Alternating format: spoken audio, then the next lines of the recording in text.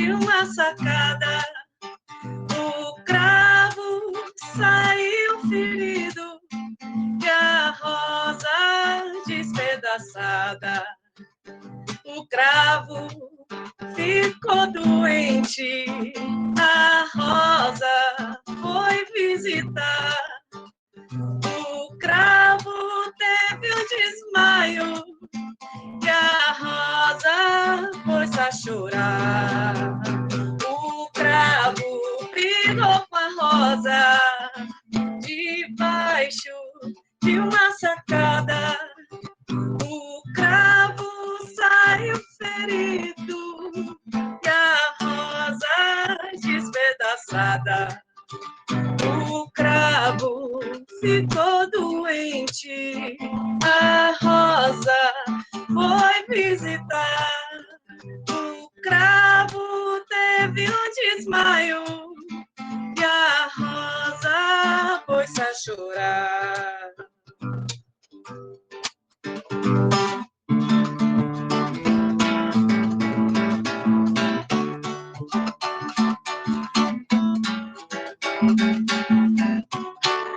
Sambalele tá doente, tá com a cabeça quebrada. Sambalele precisava de umas boas palmadas.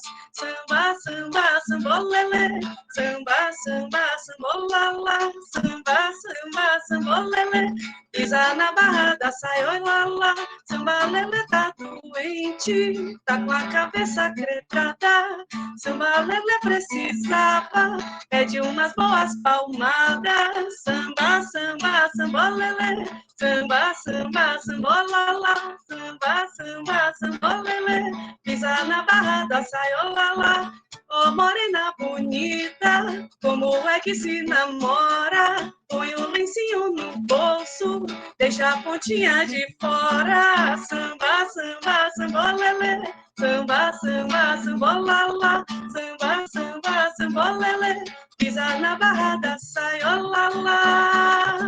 Olele, olala, olele, pisa na barra da saiola.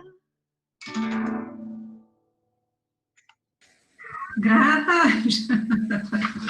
Nossa nuvem de palavras está aí, né, com as palavras as mais escolhidas. Então, a gente hoje tem aqui a Bárbara Santos, justamente, que tem a obra aí, o Teatro das Oprimidas, né, então, da oprimida. Então, a Bárbara é dramaturga, diretora teatral, atriz, performer, escritora, ativista feminista e é também coringa, né? Ela coordena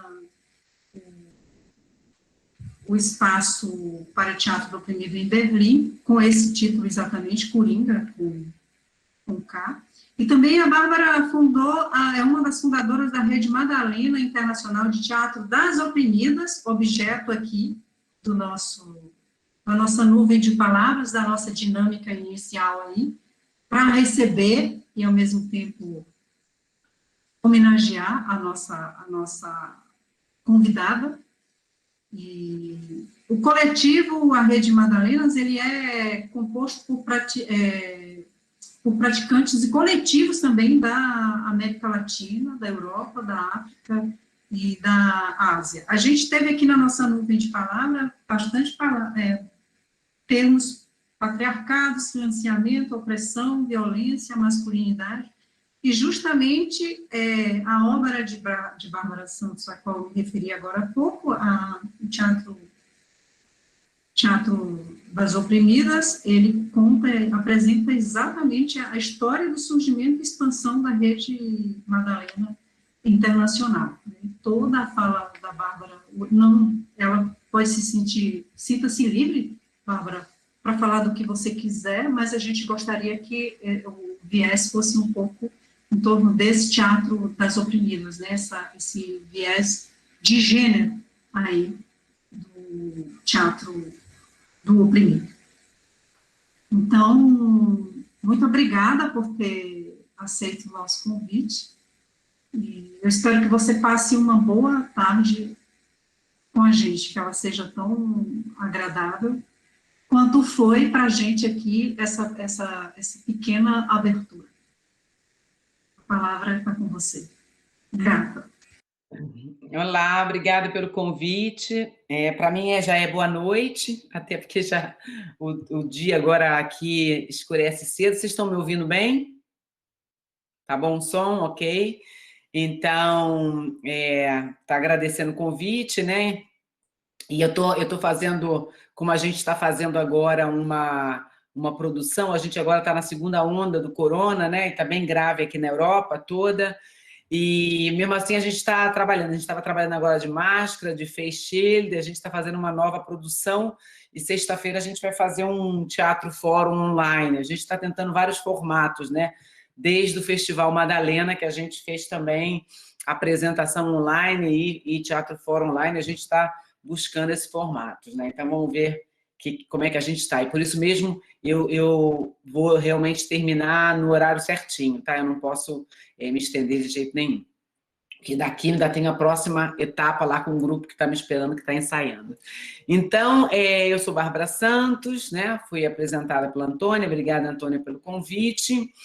E vou fazer aqui só uma trajetória. Eu gosto de fazer sempre essa trajetória através dos meus livros, né? Eu trabalho com o teatro do oprimido desde 1990. A partir de 91, eu comecei a trabalhar com mais intensidade. Eu sou socióloga, né, de formação e professora. Eu trabalhava na rede pública de educação do município do Rio de Janeiro, e eu fazia parte da equipe multidisciplinar, que tinha uma das funções da gente era exatamente discutir com os nossos pares, né? As colegas, professoras, vou falar no feminino, porque a maioria eram mulheres, e a educação é uma categoria, assim, que a sua maioria é composta por mulheres, especialmente no primeiro segmento, no segundo segmento, né, de educação. Depois aí começa a ficar um pouco mais misto, especialmente os espaços de poder que são masculinos, né? Mas, então, a gente trabalhava nesse contexto e numa equipe multidisciplinar. Então,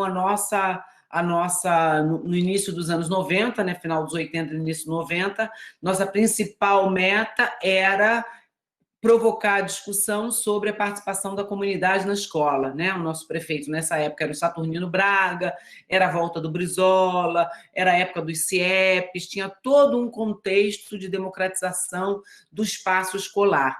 E esse tema era um tema muito difícil, como vocês podem imaginar, porque, infelizmente, o corpo docente tinha a impressão que democratizar o espaço era perder poder, né? Então, era a perda do poder do corpo docente. Então, a gente tinha todo um cuidado de introduzir essa questão.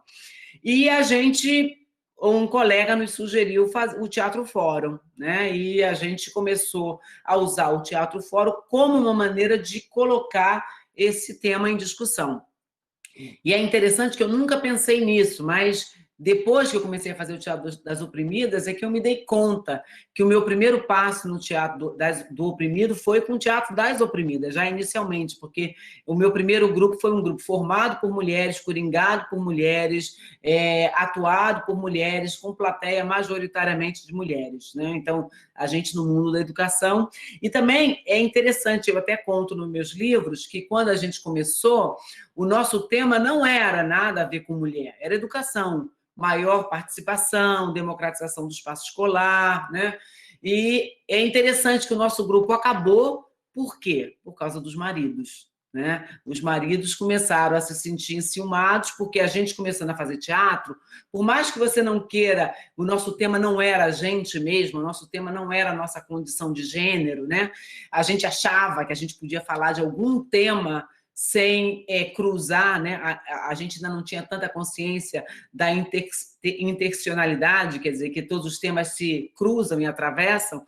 A gente achou que ia poder falar de educação, participação, e que a gente não estava falando da gente. Só que a partir do momento que a gente começou a sair, se apresentar e provocar essa discussão, surgiu a discussão tanto do nosso ambiente de trabalho, que nos perguntava o que vocês estão fazendo fora da sala de aula, o que vocês estão fazendo aí que não estão trabalhando, né? Quanto no ambiente das casas. Muitas das nossas companheiras começaram a enfrentar certos desconfortos, né? Até virar opressão, né? Então, a gente se deu conta que, na verdade, quando a gente fazia teatro, era impossível a gente não falar da nossa condição de pessoas que têm um gênero, que estão numa classe, que estão numa categoria de trabalho, né? Então, aí a gente começou. Então, eu comecei com esse grupo acabou, evidentemente, porque os casamentos foram mais importantes do que o teatro, né? Em alguns casos, os casamentos acabaram. No meu caso, por exemplo, continuei fazendo teatro, o casamento acabou. Então, é assim, né? Coisas da vida. E aí eu conheci o Teatro do Oprimido e me separei. Quer dizer, foi um outro casamento, digamos assim. E aí eu fui trabalhar... primeiramente, eu não fui trabalhar no CTO, eu fui mais para me qualificar, né? Porque eu queria saber um pouco mais, então acompanhei. Só que já no ano seguinte, o Boal foi candidato a vereador, né? Pelo Partido dos Trabalhadores, e eu integrava o Partido dos Trabalhadores no núcleo, né? No núcleo do meu bairro. Então, eu fui participar da campanha do Boal também como uma ativista do Partido dos Trabalhadores. Então, eu estava lá para aprender o método, eu queria me engajar em grupos, e também eu estava lá porque eu era uma ativista partidária nesse momento da minha vida, né? E eu trabalhei, agora para contar de novo, também no mandato do Boal, na campanha do Boal, eu formei um grupo, que eram as Marias Sem Vergonha. Mas também quando a gente estava fazendo a nossa participação nessa campanha eleitoral, a gente também não estava tão focada na questão de gênero, né? A gente estava focada na questão da justiça social, questões mais amplas. Mas é interessante como é que as coisas vão se apresentando para a gente, né? Só que é difícil a gente ver, né? Tanto é que no Teatro do Oprimido, vocês vão aí trabalhar nos exercícios de jogos que eu vi, né? Então tem uma categoria que é ver o que se olha, porque a gente olha e não vê, né? Os véus que a sociedade também coloca na frente dos nossos olhos não nos permite ver, né? Então, ver é um aprendizado, assim como escutar. Também a gente não está aí escutando, é uma escolha, a escuta é uma escolha, né? Então, eu estou contando isso para dizer que, a partir daí, eu comecei a trabalhar com Augusto Boal, e aí já no mandato político-teatral, né? Que em 93 ele foi eleito, em 92, em 93 a gente iniciou esse processo com o teatro legislativo. Então, eu já entrei no Teatro do Oprimido, na verdade eu entrei em 90, mas final de 92, início de 93, a gente já estava numa pesquisa metodológica, né? Então, quer dizer, a minha história com o Teatro do Oprimido também é marcada por essa ânsia de avançar, por essa ânsia de descobrir. Então, desde o início eu estava metida nesses espaços de investigação. Primeiro com o teatro legislativo e depois com a estética do oprimido, né? Então, no início, ali nos anos 2000, a gente estava completamente dentro da pesquisa da estética do oprimido. Então, eu trabalhei no CTO, coordenei o CTO por 14 anos, eu fui coordenadora geral do CTO por 14 anos, e trabalhei com o Boal 20 anos nessa trajetória toda. O Boal morreu em 2009 e eu mudei para Berlim nesse mesmo ano, que foi 2009, né, no ano de partida do Boal. E aqui em Berlim a gente abriu uma organização que chama Coringa, né, e também a gente está sempre muito empenhada na questão da pesquisa, do avanço metodológico. Então, nesse processo, eu trabalhei muito também como é que se fala? Na qualificação, né? Treinando pessoas, supervisionando grupos, formando coringas. Então, por isso, eu lancei o meu primeiro livro, que é esse que vocês devem conhecer, O Teatro do Oprimido, Raízes e Asas, né? Esse livro é meu primeiro livro. Eu lancei em 2016 e, na verdade, esse livro tem toda uma intenção de criar um caminho para que as pessoas, tendo um acesso...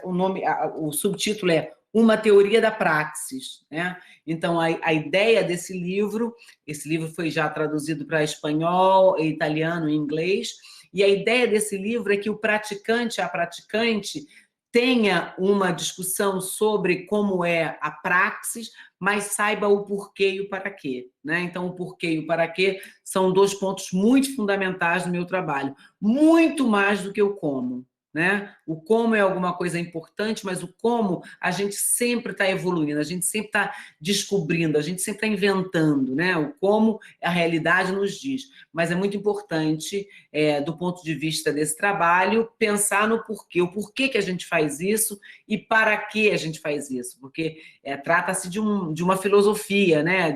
E também de uma estratégia política, não é? Eu não faço teatro oprimido para fazer teatro, né? Eu faço teatro oprimido para transformar a sociedade.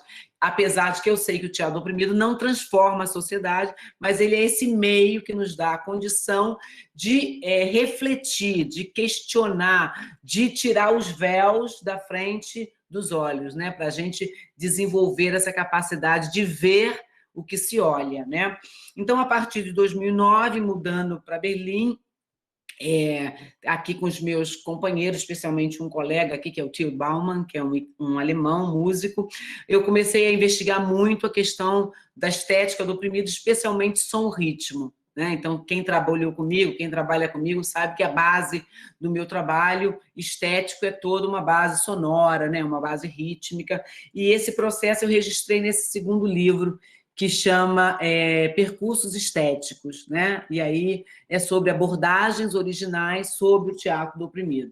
Então, aqui tem toda coisa que eu trabalhei também muito com o Cachalote Matos, que eu sei que vários de vocês conhecem, né? O Cachalote é meu aluno e eu tenho essa grande felicidade de ter vários alunos, pessoas que estavam nos meus projetos, que se tornaram meus colegas de trabalho. Eu tenho muito orgulho disso também. Então, nesse processo de investigação, né, a partir de 2010, a gente começou a confrontar, quer dizer, o que é o teatro das oprimidas? O teatro das oprimidas, onde é que ele nasce, né? Quando eu lancei esse livro aqui, né, que é o Teatro das Oprimidas, estéticas feministas para poéticas políticas, e esse livro aqui conta a história da rede, né, o processo de criação, porque nada nasce de um dia para o outro, né? E quando eu escrevi esse livro, eu me dei conta que lá em 1990, a minha primeira atuação com teatro do oprimido foi com um grupo de mulheres. Depois eu organizei muitos grupos formados exclusivamente por mulheres ao longo dessa trajetória. Mas nunca pegamos a questão de gênero e a questão da interseccionalidade tão profundamente como a partir de 2010, né? Então, por quê? Em 2009, a gente teve uma conferência, a primeira e única Conferência Internacional do Teatro do Oprimido, né? Essa conferência reuniu pessoas do mundo inteiro, dos 5 continentes, e depois essa conferência deveria ter sido feita com Augusto Boal, né?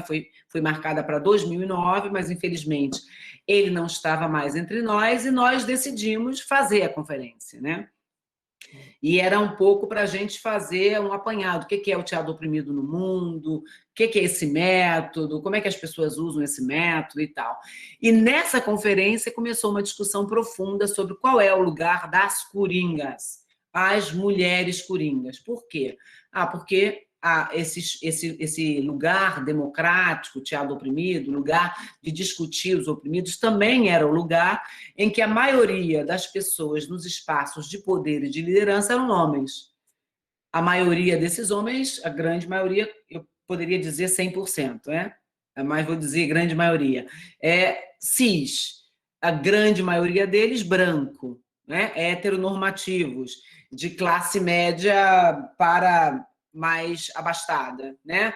Com uma formação intelectual mais ampla. Então, a gente era a maioria, as mulheres entre as oprimidas, mas a gente não era presença nos espaços de prestígio, nos espaços de visibilidade.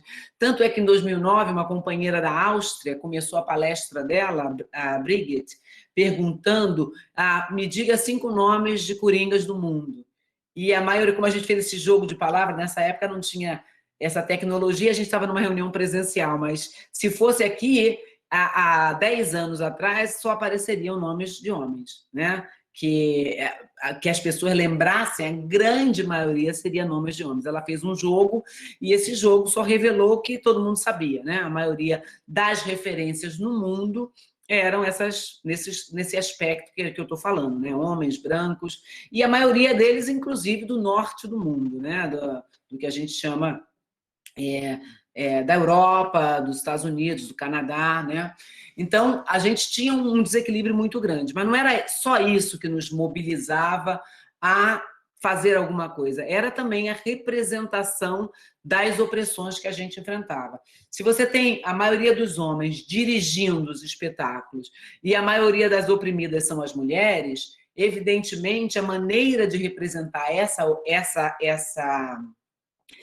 opressão, ela está ativa desses homens sobre essas opressões, né? Quem está dirigindo, mesmo sendo teatro oprimido, não sendo teatro convencional, onde o diretor define tudo, evidentemente que a pessoa que está coordenando, dirigindo, tem muito mais poder de influenciar, né, o caminho, a representação do que qualquer outro. Então, a gente via, como a gente ainda vê, né, isso não está superado no teatro oprimido, uma representação onde a oprimida estava vitimizada, né? A oprimida era uma coitada. Eu costumo muito usar o exemplo da violência doméstica, né? Onde a oprimida sofre a violência e o fórum é sobre como sair dessa opressão. Então, alguém vai lá, substitui a oprimida e fala, eu vou embora dessa casa, né? Como se fosse a coisa mais fácil e mais simples do mundo, ir embora da casa. Então, essa imbecil, por que ela não vai embora da casa e fica lá apanhando? Porque deve ser mulher de malandro, né? Deve gostar de apanhar. Então, a conclusão óbvia é que a mulher, nessa condição, ela é uma vítima das circunstâncias, mas ela é uma coitada, porque ela não sai dessa situação. Então, a gente queria, além desses dois objetivos iniciais, né? Um era nos perguntar por que não tinham mais coringas não homens, coringas mulheres, especialmente, né? Já que nós éramos a grande maioria participando de todos os grupos. Então, esse era um problema concreto. E o outro problema era como representar essa opressão em especial, porque é verdade que essa opressão tem uma subjetividade muito particular, né? Alguém, a gente está vendo agora no tempo da pandemia e no tempo do Bolsonaro, né? Como se aumentou a violência contra as mulheres e também a violência contra todas as dissidências de gênero também, né? Vamos falar o português evidente, que aumentou enormemente. São, em alguns estados brasileiros, no caso da violência contra a mulher, 300% a mais, 200% a mais, 100% a mais, nesse ano de 2020. E contra outras representações, outras dissidências de gênero, também é trágico, né? A violência e a violência que leva ao assassinato, à morte, né? Ao extermínio, digamos assim. Então, a gente começou a fazer esse trabalho, então, investigando. Então, nós começamos a fazer um laboratório, isso foi feito em 2010, que a gente chamou de Laboratório Madalena, que era exclusivo para mulheres, inicialmente exclusivo para mulheres cis, e era para perguntar como é que a gente consegue representar essa opressão, como é que a gente entende essa opressão, como é que a gente poderia incluir uma abordagem contextual, ou seja, incluir a sociedade, não colocar nas costas da oprimida toda a responsabilidade pela opressão que ela enfrenta. Como a gente poderia também trabalhar com a subjetividade dessa oprimida, né? Porque a gente é socializada para cuidar, a gente é socializada para manter a família, para carregar o peso, né? Para carregar. Então, essa é a sua sina. Então, aonde isso fica guardado? Isso fica guardado na subjetividade. Então, uma das coisas que nós usamos nesse processo foi muito do arco-íris do desejo, né? A gente também se perguntou como é que a gente ia descobrir onde é que estavam o motivo dessa mulher ficar. O motivo dessa mulher é social, só que ele é um social que está internalizado, né? Ele está dentro, está profundamente guardado nas caixinhas, nas gavetinhas da socialização que ela enfrentou. Então, a socialização foi um ponto de partida da gente e fazer esse encontro. Então, no desenvolvimento desse processo, o que aconteceu foi que os primeiros laboratórios que a gente fez em 2010, eu coordenava um projeto também que incluía países africanos, então eu também levei esse laboratório para Moçambique, para Guiné-Bissau, para o Nordeste do Brasil, a gente fez no Cariri, porque também eu pensei, não seria válido fazer só em um lugar com um tipo de mulher, né? Teria que ter também uma diversidade para a gente ver do que a gente estava falando, né?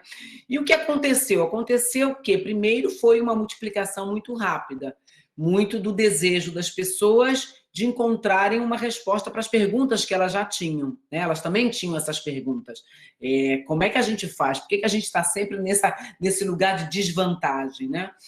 Foi essa multiplicação. E o segundo foi que nós começamos a nos dar conta que, com o processo, conforme alguns desses coletivos fizeram o laboratório e viraram um coletivo, a gente começou a desenvolver técnicas, começou a fazer avanços metodológicos, também por conta da minha pesquisa estética, né? Então, quer dizer, todas as coisas vão servindo para um desenvolvimento, né?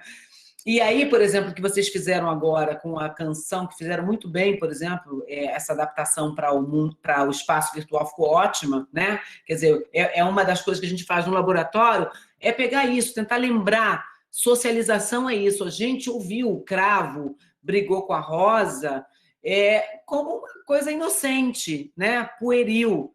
O Cravo saiu ferido e a Rosa despedaçada. A gente não se dá conta que isso é o que a gente vive nas famílias. A gente está contando o que acontece dentro de casa, né?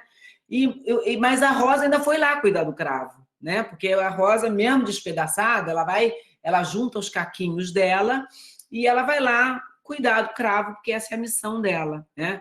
Quer dizer, e a gente ouvindo essa musiquinha pueril, a gente pensa na lembrança, tem até um lado meio romântico, né? Porque a violência, ela é romântica. A violência é romantizada, né? Ela é romântica. Isso, por exemplo, é uma romantização da violência. Então, a gente aprende, o nosso subconsciente aprende que é normal o Cravo e a Rosa brigarem.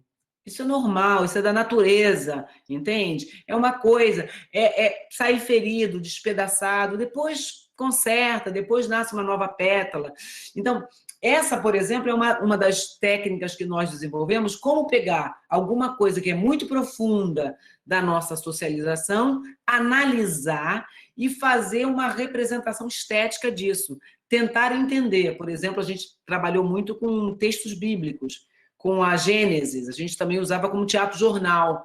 Por exemplo, são textos que a gente aprende, né? A Eva, o Adão, o paraíso, né? E isso tudo entra num lugar de naturalização. Porque a gente não fica parando para pensar o Cravo, brigou com a quando está brincando, né? Assim como um tapinha não dói, e aí a gente pode ir adiante, né? Como essas coisas são naturalizadas. E qual é o efeito disso? O efeito disso é que a gente não acha estranho, né? A gente acha lindo. Pô, se você não tem ciúme, é porque você não ama.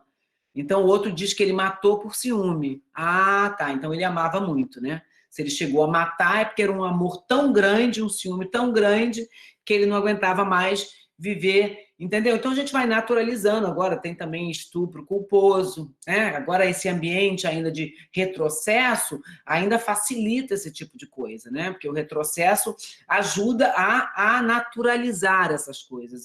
Esse bolsonarismo, trumpismo que eles fazem é naturalizar a violência, né? A gente não se assustar, naturalizar a discriminação, o racismo, né? O extermínio, o genocídio, o incêndio, esse tipo de coisa. Então, conforme a gente foi evoluindo na formação dos grupos, nós fomos desenvolvendo uma série de técnicas que estão aqui nesse livro. A gente registrou no Teatro das Oprimidas também um monte de exercícios, de jogos que nós compartilhamos em janeiro aí em Salvador, numa oficina muito produtiva, né? Muito criativa que a gente fez aí em Salvador, naquele teatro, como é que chama? Castrual. Tem hora que a mente dá aquele horror que é, né, apagão. Então, a gente fez essa oficina, né, nesse espaço e foi super criativa também, usando coisas simples, assim, né? Objeto, a gente começou a fazer um caminho que é um caminho muito estético, né? Um caminho de buscar isso. Então, o Teatro das Oprimidas, a gente começou a se dar conta que a gente estava falando de uma metodologia, muito, evidentemente, que é uma metodologia baseada no teatro do oprimido, que tem o teatro do oprimido como seu ponto de partida, mas que foi avançando nas suas próprias especificidades, né? Por causa também de se debruçar sobre questões que a gente não sabia responder e se debruçar em cima de problemas que a gente queria resolver, como a questão da representatividade. Por exemplo, no Teatro das Oprimidas também, nós fizemos toda um apanhado, depois que a gente criou o Laboratório Madalena, nós criamos o Laboratório Madalena Anastácia. Por quê? Porque a gente se deu conta que a participação nesses nossos encontros era de maioria de mulheres brancas, mulheres de classe média. Então, que também a coisa do privilégio é difícil de você, se você não faz uma política específica, né? Você não consegue avançar, você não consegue superar, né, essa opressão da realidade. Então, nós fizemos o Laboratório Anastácia, que é um laboratório direcionado exclusivamente para mulheres negras. Depois fizemos Anastácia Mistos também, fizemos vários laboratórios sobre intersecção, e toda essa ideia, interseccionalidade, e toda essa ideia é da gente encontrar as respostas para essas perguntas que têm suas especificidades, né? Então, o Teatro das Oprimidas é sobre isso. E o livro traz esse histórico, né? Essa articulação política, e agora a gente acabou de lançar o livro em espanhol, Teatro de las Oprimidas, e a gente fez até mais um capítulo, por causa do nosso festival online, e também das novas questões que a gente está enfrentando, né? Que vocês também estão enfrentando. Como é que é esse momento que a gente tem que trabalhar através dos nossos computadores, das nossas casas, como é que a gente segue refletindo, é possível fazer teatro, né? O Amir dizia, não é possível fazer teatro, é igual fazer sexo pelo telefone. E eu falei para ele, já se faz sexo pelo telefone, Amir? Tem várias técnicas, não sei o quê. O Amir é de outra geração, né? Eu sou de outra e vocês são de outra, então cada um na sua geração vai tendo que inventar, imagina. Agora é outra... Então, quer dizer, eu outro dia participei com colegas do Cabo Verde de um ensaio. Eles fizeram também cenas, né, que elas filmaram, e a gente fez uma discussão online. E eu falei para elas, poxa, o que vocês fizeram não é filme, não é vídeo performance, não é teatro, não é televisão. O que a gente está fazendo não é nada disso. Só que a gente ainda não sabe nomear, né? Mas é alguma coisa a gente está fazendo. Quando a gente faz oficina Zoom, quando a gente faz alguma performance, né? Então, daqui para frente, a gente vai aprender a nomear esse negócio aí. Eu acho que como uma longa introdução tá bom, né? A gente pegar e, sei lá, fazer a partir das perguntas de vocês ou das provocações de vocês.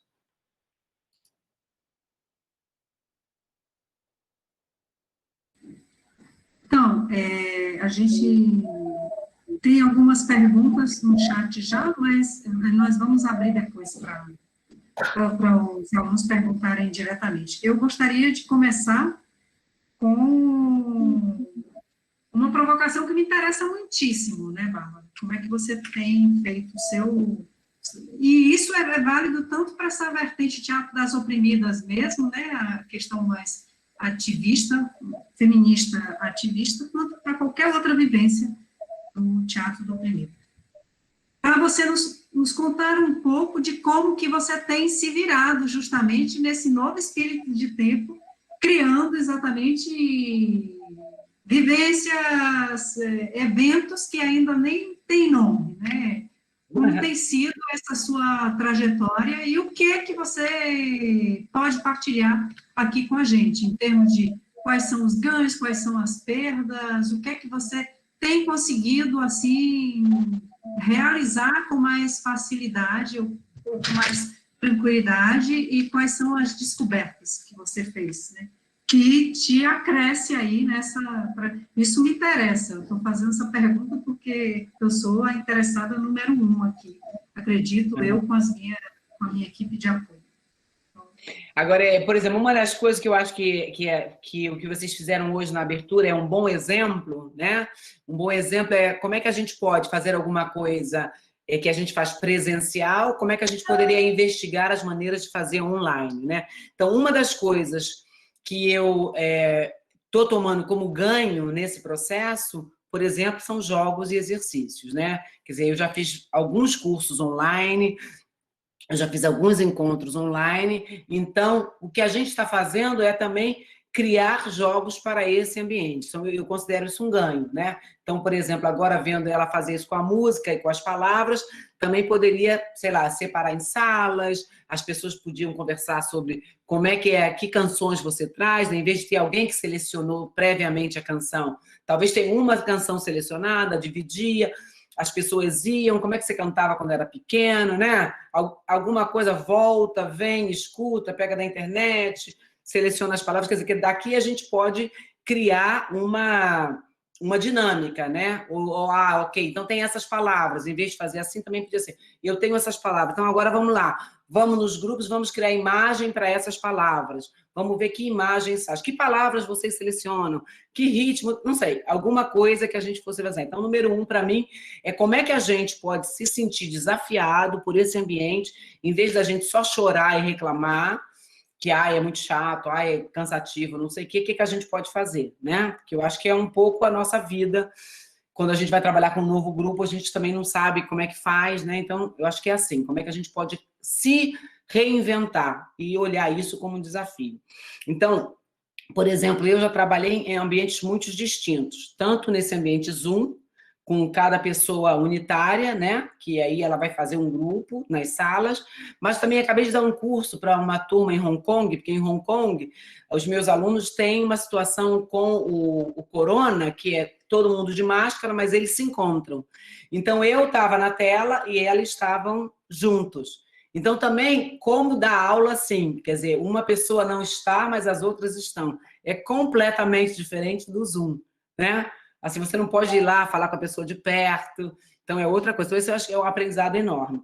No Festival Madalenas, que a gente fez um festival completamente online, o que a gente fez? A gente fez coisas muito distintas. Uma é o papo, uma é gravar e apresentar uma coisa gravada, mas eu fiz uma experiência que eu gostei muito, que foi fazer o Teatro Fórum, que aqui em Berlim a gente estava podendo se encontrar. Não muita gente, assim, mas pouca gente, com face shield. Então, as meninas aqui apresentaram no nosso espaço e a gente estava com um Zoom. Só que eu combinei em vários lugares do mundo onde podiam pessoas se encontrar. Tem vários lugares que as pessoas podem fazer grupinhos de 5, 6, né? Então, o que a gente fez? A gente apresentou a peça, depois eu tinha um pequeno público lá na sala, aqui em Berlim, e as pessoas se reuniram, então eu tinha um fórum que era feito pelas 5 pessoas juntas, em Amiens, por exemplo, na França, tinha um grupinho de 7 pessoas. Elas de lá criaram uma imagem como se fosse a intervenção para a nossa peça. Por exemplo, as pessoas da Argentina que não podiam estar em grupo, elas deram uma sugestão de como fazer. E a nossa plateia aqui fez. E a nossa plateia aqui também fez a intervenção deles. Então, a gente buscou, na situação que a gente estava, todas as possibilidades para a gente criar um ambiente de discussão. Agora, sexta-feira, nós vamos fazer um novo evento, que é todo mundo vai estar no Zoom individual, nós, o grupo, vai estar aqui na sala de teatro, nós apresentamos, então eu vou fazer um aquecimento com a plateia, que vai estar no Zoom, depois a plateia assiste a peça, a plateia vai para as salas, discute o que eles acharam da peça e pensa numa alternativa. E aí eles vão dizer a alternativa e nós vamos experimentar isso aqui na sala em Berlim, né? Então, quer dizer, o que a gente está tentando fazer é buscar as possibilidades que tem. E às vezes não funciona tão bem, né? Então, por isso que a gente tem que ter também um ambiente que é possível. Eu sempre tenho comigo, a minha vantagem é que eu sempre tenho grupos de laboratório, grupos que eu vou trabalhar, que a gente está assim, vamos tentar, eu não sei se vai funcionar. Então, essa é a vantagem que eu tenho também, que eu tenho muitos espaços de experimento, né? Claro que um curso não é um espaço de experimento, mas, por exemplo, um grupo, mas vamos reunir? Vamos, o que dá para a gente fazer? Por exemplo, hoje a gente podia fazer isso, ok, vamos pegar essas palavras? Vamos. Ok, o que dá para fazer? Daria para fazer imagem, daria para fazer ritmo, daria para fazer uma narrativa, cada um escolhe três. O que dá para a gente fazer avançar nessa pequena técnica que começamos aqui hoje, através dessa ideia de uma pessoa tocar e as outras escreverem, né? Para mim é isso. É olhar como desafio. E é pensar que o nosso futuro essa parte está incluída, né? Nosso futuro, isso faz parte do nosso futuro. A gente não vai se livrar disso. A gente vai viver entre isso e outra coisa. Mas não tem ilusão nessa história, eu acho. Bom, obrigada. A gente pensou justamente em separar por salas, mas aí seria uma aula toda, iria tomar muito tempo, e com certeza essa perspectiva, ela está aqui, e nós vamos, com certeza, praticá-la. Gente, alunos, equipe de apoio, quem quiser, está franqueada aí a palavra, vocês podem perguntar. Eu gostaria que Jandiara lesse aí a pergunta da Zaê, ou se a Zaê quiser fazer ela mesma, seria até bom que você fizesse, Zaê. Assim você se apresenta e coloca a sua pergunta para a Bárbara. Fabíola também está aqui dizendo que quer falar. Pode falar, então? Eu falo. Primeiro, um abraço forte, Bárbara. Estive contigo, prazer de te conhecer lá em janeiro, lá no TCA, no trabalho que você fez, e que até hoje tem reverberado. Uma coisa que eu gostaria de compartilhar contigo é que hoje eu estava com o seu livro, né, que lá a gente faz parte também de uma rede chamada Mulheridades Plurais, que a gente está estudando seu livro, né, o Teatro das Oprimidas. A gente está agora, terminamos o capítulo 5, indo para o capítulo 6. E aí meu filho pegou o livro do Teatro das Oprimidas e ficou me chamando para me falar o que ele tinha percebido. E aí ele disse assim, mamãe, você percebeu, ele tem 7 anos, o nome dele é Lázaro, você percebeu que está saindo a raiz aqui da mulher? Você viu que tem uns galhos? E aí, justamente ontem, eu estava folheando o seu livro, e naquela parte que não somos árvores, somos florestas, né? Já somos florestas. Então, eu percebo que...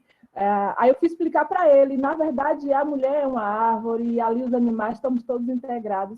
E eu achei interessante e bonito trazer isso como um testemunho, que é uma forma, né? Uma criança conseguiu perceber algo que o Teatro das Oprimidas está nesse esforço para fazer. E a minha pergunta, também indo no mesmo caminho de Antônia, é uma pergunta que eu tenho um interesse muito grande e que tem a ver com o que eu quero me debruçar agora com o Teatro das Oprimidas, que é o seguinte: a minha pergunta é, dentro da perspectiva, né, do avanço que vocês têm buscado, desse avanço metodológico, desse conhecimento que já vem sendo se consolidando, como é que a gente pode pensar o Teatro das Oprimidas dentro de um trabalho com mulheres da periferia, né? E quando eu falo mulheres da periferia, eu estou me referindo a mulheres que provavelmente, em sua maioria, serão negras, e boa parte dessas mulheres possivelmente não terão acessado o nível superior, né? Então, provavelmente, o trabalho que eu vou exercer serão com mulheres negras da periferia que não acessaram o ensino superior e, bem provável, não tenham chegado a finalizar o ensino médio. Então, como fazer esse trabalho com essas mulheres dentro de uma perspectiva em que o Brasil está cada vez aumentando, acirrando a desigualdade social e, as últimas pesquisas têm demonstrado, ontem no Fantástico trouxe, né, um aumento nesses 10 últimos anos do aumento da miséria, né, e da pobreza. Não só no Brasil especificamente, mas isso deve ter acontecido também em muitos locais do mundo, né? É isso. Um abraço para você. Um abraço. Primeiro, assim, a experiência é interessante pensar como é que a gente, o trabalho com a criança, né, aí o seu filho, pensar o que é a árvore, porque as pessoas, eu quero até comentar, porque muitas pessoas perguntam, tem a árvore do teatro do oprimido, né, a árvore que o Boal, junto com o CTO, desenvolveu, e que é interessante que no livro atual do Boal, na 2ª edição, eles tiraram a árvore, né? É uma edição que foi coordenada pela Cecília Boal, pelo Julian Boal, e eu acho que é uma decisão da família, não sei, mas eles tiraram a árvore, botaram tracinhos. E eu, quando vi aquilo, eu quase senti um choque, porque eu me lembro como a árvore tinha um valor enorme para o Boal. O Boal como eu faço a crítica, né, a árvore para o Boal, era a maneira dele mostrar que as técnicas estavam interrelacionadas, que havia uma interdependência entre as técnicas. E aqueles tracinhos que eles colocaram no lugar não significa nada, né? Então, eu achei aquilo tão... Eu quase sentia a dor, né? E até falei, pô, que bom que o Boal não está aqui para ver isso. Mas se ele tivesse, a árvore estaria lá, né? Não estaria aqueles tracinhos. Então, quer dizer, tinha um valor muito grande para ele. Por quê? Como é a minha experiência com o teatro oprimido, é que as pessoas, especialmente o pessoal que fazia muito o arco-íris do desejo, tinha a tendência a separar o arco-íris do desejo do teatro do oprimido, como se cada técnica fosse independente em si própria, né? Tirando a interdependência. E o Boal criou a árvore para mostrar a interdependência, a necessidade de que uma coisa leva a outra, né? Então, que era muito importante. E aí, quando me perguntaram, mas como é que vai ser agora? Onde é que você vai botar o teatro das oprimidas? O teatro das oprimidas vai ser mais um ramo do teatro do oprimido? E aí eu falei assim, não sei, né? No início a gente não sabia mesmo. E a gente falou, não faz muito sentido, porque a gente usa todas as técnicas. Então, a base do teatro das oprimidas são todas as técnicas. Não faria sentido a gente...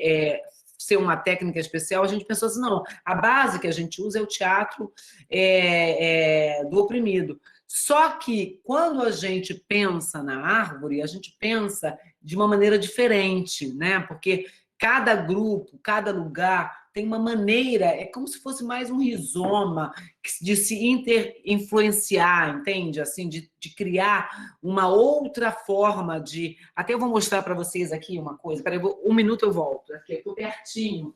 É que eu acho que faz sentido mostrar. Quando eu falo da estética, para mim a estética é uma coisa muito importante, né? É a minha forma de pensar. Então, quando a gente começou a imaginar a árvore do Teatro das Oprimidas, vocês conseguem ver? Sim. Mais ou menos. Eu comecei a pensar alguma coisa assim, entende? Que alguma coisa que é muito mais... Não sei. É mais complexo, é mais ligado, é mais... nasce de qualquer lugar também, entende? O próprio galho vira raiz. É mais uma outra coisa, assim, mais uma coisa misturado tudo junto, assim. Alguma coisa que se influencia, que se renova, que está num processo, né? Então, por isso que lá no livro eu botei, quer dizer, na verdade, a gente se sente muito mais bosque, nesse sentido, do que exatamente uma árvore, um método. É muito mais movimento nesse sentido. Agora, é muito importante aí, uma coisa que é fundamental para a gente é que não existem elas, existem nós. Então, é muito importante, se eu penso em trabalhar com o teatro das oprimidas com um grupo de elas, já pode parar. Entende? Se são elas, as outras, aquelas que não têm nível superior, que não têm segundo grau, que não têm não sei o quê. Então, no teatro das oprimidas, a gente usa muito mais a lógica de o que a gente tem aqui. Entende? Não é como a sociologia oficial que diz assim, essa aqui é uma sociedade carente, é uma comunidade carente, ela carece, né? Quando você vai falar de uma favela, você fala isso, que ela carece. Só que a favela é uma comunidade que tem muita coisa, né? E as pessoas têm, a gente tem que descobrir o que tem lá. O que a gente tem junto, o que a gente tem para construir junto. Porque se a gente começa a partir, se o nosso ponto de partida é o que não tem, né, a gente vai trabalhar com a ideia da carência. E a nossa ideia é a riqueza. Né? Nosso ponto de partida é a riqueza que a gente tem aqui. O que a gente tem aqui? A gente tem aqui isso, aquilo. Pô, o que você tem? Imagina, mulheres de periferias têm muita experiência. Mulheres de periferia têm muita força para sobreviver. Mulheres de periferia têm muito a ensinar sobre como construir realidade, como cuidar de comunidade. Mulheres de periferias têm um monte de coisas, né? E nós, quando nos encontramos com um determinado grupo, a gente está querendo descobrir os nossos pontos de encontro. Quais são? Quando a gente vai... Por exemplo, quando eu trabalhei com as mulheres maias, né, dos povos originários da Guatemala, chegando lá, eu descobri, por exemplo, eu acabei de falar para vocês que uma das partes que a gente trabalha no Teatro das Oprimidas, no laboratório, né, Gênesis, quer dizer, não necessariamente, mas uma hipótese, né? E chegando lá, a gente escreve muito poema também. E chegando lá, muitas mulheres eram analfabetas. Muitas eram analfabetas, porque eram muito pobres e não tiveram acesso à escola e não tiveram não sei o quê. Então, mas isso não quer dizer que elas não são poetas. Isso não quer dizer que elas não são criativas. Isso não quer dizer que elas não têm ritmo. Isso não quer dizer nada. Só quer dizer que elas não leem e escrevem palavras, mas elas leem a vida, escrevem a vida. Então, entende? Então, o que a gente fez? A gente falou assim, pô, que poemas a gente quer criar? Então, a gente criou poema falado. E as que tinham a condição de escrever, escreviam um poema falado. Então, todo mundo escrevia junto, não dava para ser poema individual. Então, era poema coletivo, porque não dava para ser cada pessoa escrever, porque várias pessoas não sabiam escrever. Então, o que a gente tem? A gente tem pessoas que sabem escrever e elas juntas podem escrever os poemas falados, entende? Então, o Teatro das Oprimidas é sobre os encontros. Então, eu não vou trabalhar na periferia falando eu vou trabalhar com elas. Isso já cria uma relação entre a gente que vai complicar o nosso trabalho. A gente vai trabalhar juntas e a gente vai descobrir quais são as nossas interseções. Acho que isso é muito importante. Obrigada, Bárbara, pela resposta. Eu queria lembrar que a gente tem uma aula gravada e postada recentemente no nosso espaço, no Aba Moodle, sobre a árvore do Teatro do Oprimido, em que eu pego como base justamente o livro de Augusto Boal, de 2005, e a dissertação da Ellen Sarapek. Eu gravei, ela está bem curtinha, eu mostro a árvore tal qual o Boal concebeu, e depois os acréscimos que a Ellen faz, inclusive algumas comparações com a árvore de fato, né? A árvore real, a árvore na vida, é bem interessante. E deixo lá também as referências das duas obras e da dissertação da Ellen Sarapek. Então, acho que agora é a Fabíola, não é isso? Depois da Zaê, tinha a Fabíola que queria a palavra. Franklin, é o Franklin agora. Franklin, isso. Então eu vou, como eu estou aqui anotando muita coisa do que a Bárbara está falando, quem está coordenando essa lista aí é Jande? É você, Jande? Isso. Então fica com você aí, tá bom? Pronto, tranquilo. Agora Franklin vai estar com a palavra, More. Boa tarde a todos. Boa tarde, Bárbara. Então, eu queria que você falasse, de repente, de uma porque eu vi você falar sobre o Laboratório Madalena, sobre a questão das mulheres cis, para depois, né, pensar o Teatro das Oprimidas, um recorte mais racial. E eu queria saber, assim, de alguma experiência, numa perspectiva das mulheres trans, como que isso é feito, pode ser incluído no Teatro das Oprimidas, como é essa pauta, por exemplo, esse tipo de temática que está dentro da questão do gênero. Você falou que o Teatro das Oprimidas tem o recorte de gênero e racial, aí eu queria que você falasse um pouco sobre isso, sobre alguma experiência, sobre mulheres trans. Ok, então eu queria fazer duas diferenças, né? Uma é o laboratório. O laboratório, a gente está usando o laboratório sempre como ponto de partida, né? Como ponto de entrada. Então, o laboratório é um espaço exclusivo, né? Primeiro foi um espaço exclusivo para mulheres, no sentido de mulheres cis, porque quem começou fomos nós, eu e a Alessandra Vanucci, duas mulheres cis. Então, a gente não tinha uma outra ideia, era a nossa ideia. Por quê? Porque a gente estava partindo do nosso lugar, né? No nosso lugar de questionamento, o nosso lugar de pensamento, o nosso lugar de preocupação, né? Então, quando a gente abriu para outras mulheres e a gente começou a fazer isso. No decorrer, agora o laboratório é um desenvolvimento específico, porta de entrada. A partir do momento que a gente formou os grupos, a gente foi criando a metodologia que eu chamei de Teatro das Oprimidas. Aí eu já fui fazendo toda uma sistematização, né? Então, se você lê no meu livro Teatro das Oprimidas, a dedicatória desse livro está escrita assim, olha, dedico esse livro a todas as pessoas que precisam encontrá-lo, né? Que é um livro, na verdade está aqui, onde é que está isso? Ah, está aqui. Para pessoas interessadas na superação do patriarcado.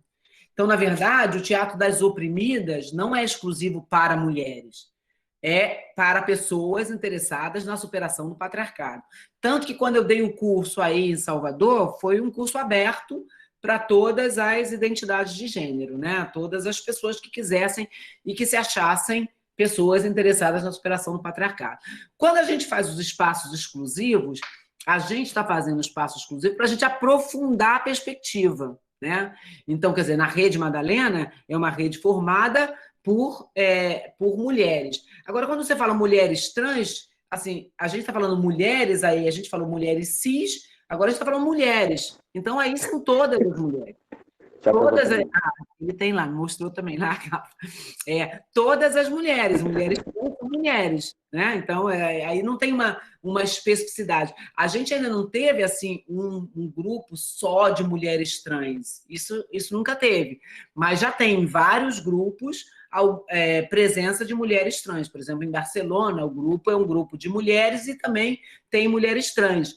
Mas aí também tem pessoas trans.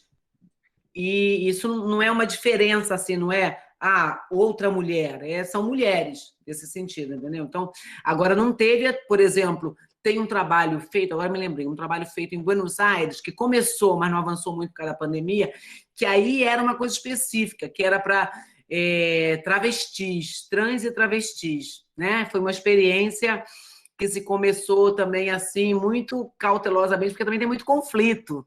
Não é que essas, como é que fala, as dissidências de gênero são tranquilas, não tem tranquilidade nada, não, é tudo pancada, né? Pancada. Por exemplo, ali no Rio, a gente tem um grupo, que é um grupo de LGBT, tem LGBTQ, não tem I nem A, não, LGBTQ, não, que. Mas, por exemplo, a mulher trans que participava desse grupo tinha muitos problemas com os gays. Aliás, os gays tinham muitos problemas com ela. Entendeu? Então, quer dizer, não era bem complexo para as mulheres trans estarem num grupo porque eram homens cis gays, né? Então, tinha muito conflito também, não era alguma coisa simples, não, era uma coisa complexa. Mas falando do Teatro das Oprimidas e do laboratório, o laboratório vem uma investigação para como confrontar o patriarcado desde esse lugar, né? E o Teatro das Oprimidas é uma metodologia que vai se complexificando e que tem muitos outros alvos. Por exemplo, eu fiz, ao longo dessa trajetória, vários laboratórios abertos a todas as compreensões de gênero. Por exemplo, eu chamei de laboratórios de gêneros, né? Que a ideia da gente era entender a complexidade da construção do conceito de gênero, entende? Então, a gente fez também laboratórios mistos. Eu fiz aqui, o último eu fiz aqui em Berlim até, que era... E é super complexo também, porque as mulheres, elas têm uma trajetória de discussão do confrontamento do patriarcado muito mais profunda. E as mulheres têm uma necessidade, uma urgência de confrontar o patriarcado. Os homens querem apoiar, eles começam a falar de um lugar de apoio, eles não conseguem ainda ver que é um problema deles, entende? O machismo é um problema deles, a violência é um problema deles. A violência é extremamente masculina, né? Então, ainda é muito difícil. Então, não tem muito equilíbrio, porque para a mulher é assim, tem que resolver, uma questão de vida ou morte. Para o homem ainda é uma análise do contexto, da situação, entendeu? Então, aí se cria algumas diferenças, mas eu estou absolutamente convencida que a nossa próxima etapa tem que ser os espaços de coalizão. A gente não tem muita saída. A gente tem que... Porque quando a gente fala de fazer coisas específicas, não quer dizer que a gente quer se isolar. Não, a gente quer fazer coisas juntos, mas cada grupo precisa do seu espaço, entende? Para aprofundar e entender a opressão que enfrenta, para entender a sua própria especificidade. Quando as mulheres negras fazem um laboratório à parte, não quer dizer que elas não querem trabalhar com as mulheres brancas, quer dizer que elas precisam de um espaço para discutir a negritude, esse encontro do racismo com o machismo, entende? Essa especificidade desse lugar de confrontar e também para se fortalecer, né? Então, os espaços específicos, eles têm uma importância muito grande. Agora, a gente não faz assim, tipo, agora eu vou fazer um laboratório para mulheres trans. A gente também não inventa a roda, né? Só para ser sincera, assim. Agora vamos abrir mulheres trans, onde vocês estão? Entende? Mas o que a gente tenta fazer é mostrar uma abertura, é tentar fazer uma política que seja uma política sempre inclusiva, mas não tentar inventar uma coisa artificialmente, né? Essa coisa tem que ser fruto de um processo político real, né? Muito obrigado. Abraço. Gratidão, Bárbara. Fabíola, você é a próxima na inscrição. Tem a palavra. Obrigada. Boa tarde. Meu nome é Fabíola, sou estudante PIBIC da Antônia, estudo teatro do oprimido, também com esse recorte de gênero. Também faço parte da Rede Mulheridades Plurais, que a Zaí citou, né, que a gente também está estudando no seu livro, Bárbara. E a minha curiosidade foi sobre essa base estética que você citou, né, que você falou que é a partir dos sons e ritmos. Eu queria ouvir mais de você como é essa criação a partir de sons e ritmos. Seria difícil a gente fazer, falar de alguma coisa que tem que vivenciar, né? Mas vamos pegar aqui o exemplo que a gente deu, né?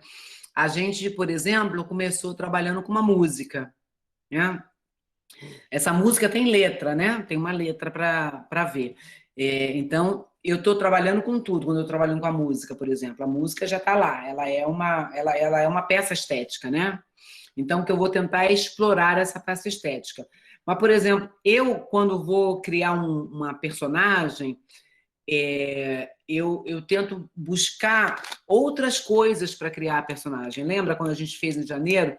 A gente, por exemplo, foi discutir gênero, eu pedi para as pessoas trazerem objetos, né? As pessoas trouxeram objetos que elas imaginavam que estavam relacionados ao seu processo de construção de gênero. Então, essa é uma coisa estética. Eu tenho que pensar esteticamente. Eu não vou escrever um texto, mas eu tenho que pensar quais são as coisas que influenciam a minha jornada, né? Aí eu tenho um objeto, né? Sei lá, qualquer objeto. E aí eu começo a tentar explorar esse objeto. Por exemplo,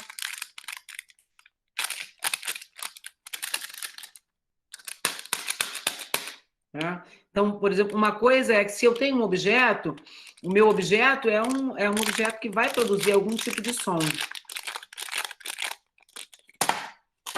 Né? Então, o que a gente tenta fazer no nosso trabalho é explorar essa sonoridade. Por exemplo, uma fase do meu trabalho é criar a personagem a partir do objeto. Suponhamos que esse objeto, para mim, tinha uma importância quando eu trouxe, né, para a nossa roda. Então, eu escolhi esse objeto para ser o objeto que vai provocar alguma coisa. Então, eu como facilitadora, vou tenta criar uma personagem a partir do objeto. Então, eu não posso usar nem palavra, né? Eu não posso usar o texto, então eu tenho que tentar descobrir como é que o objeto vai trazer uma sonoridade, como é que a pessoa, a personagem vai se relacionar com o objeto. Como é que eu vou me comunicar através do objeto e da sua sonoridade, da sua ideia. Então, por exemplo, esse som...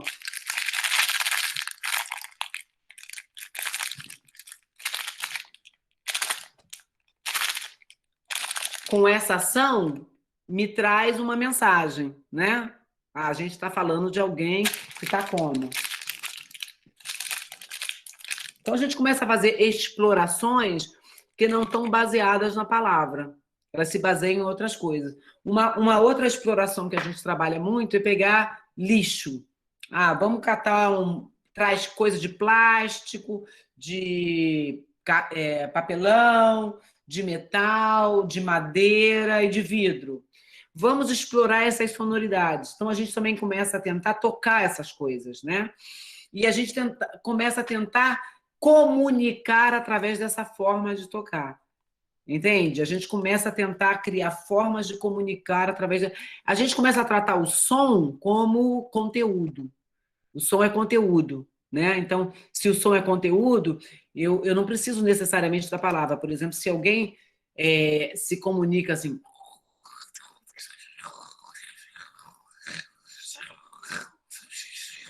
Né? Se tem essa sonoridade, comunica alguma coisa.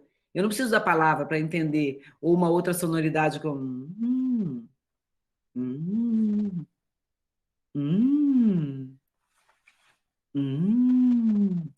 É? Entende? Que outros tipos de coisa eu poderia utilizar para comunicar? Então, o nosso trabalho estético é tentar investigar como imagem é conteúdo, movimento é conteúdo, né? Som é conteúdo, ritmo é conteúdo, volume é conteúdo. Então, quando eu faço teatro, eu uso isso tudo. Só que a nossa tendência no teatro do oprimido é achar que o conteúdo é a palavra. A gente reduz tudo à palavra.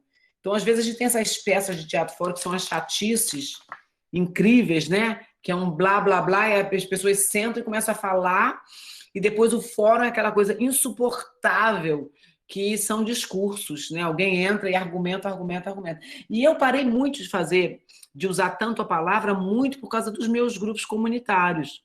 Eu, no Rio de Janeiro, trabalhei com muitos grupos de favela, muitos grupos de jovem favelado. E a gente sempre tinha esses fóruns, e o fórum é muito baseado no argumento, na argumentação, né, na palavra.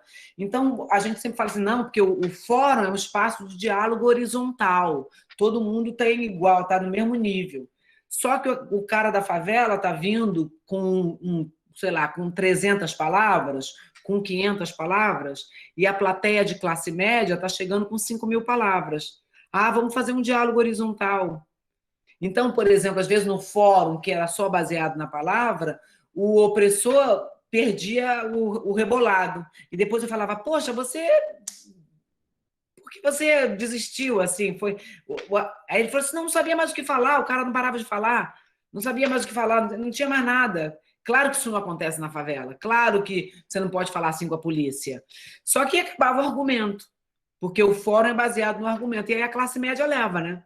Porque aí está muito mais habituada ao uso da palavra e as palavras que estão... Entende? Então, a palavra também a palavra é um distintor social importante.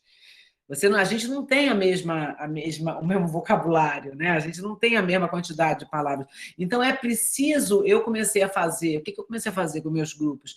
Incrementar de conteúdo outras linguagens. O movimento, a sonoridade, o ritmo. Então, o espectador, a espectadora, para entrar em cena, ela também tinha que ter outra linguagem.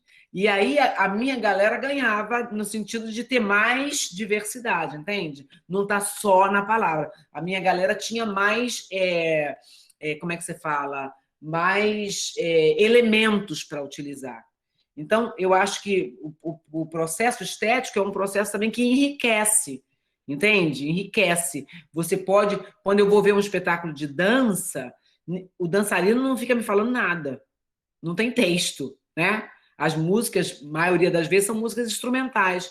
E eu vou no espetáculo, gosto, não gosto, entendo qual é o tema, percebo qual é, entende? E ninguém falou nada para mim. Então, é só para dizer, eu não sou contra a palavra, tanto é que escrevi 3 livros. Gosto muito da palavra, mas eu gosto também da palavra estetizada. Vamos pegar ali, por exemplo, esse processo estético que a gente fez com essas 2 músicas. Essas palavras que saíram, elas já saíram de um processo estético. Elas saíram de um processo de uma interação com uma música, né? Então, agora vamos estetizar essas palavras, vamos trabalhar o que essa palavra significa, entende? Aí ela vai ter todo um peso. Por exemplo, a gente ouviu músicas infantis e a palavra violência apareceu. Ah, então tá, como é que é essa violência? Né? Porque tem uma violência, a gente está acostumado a ver a violência assim, né? Mas tem uma violência que é...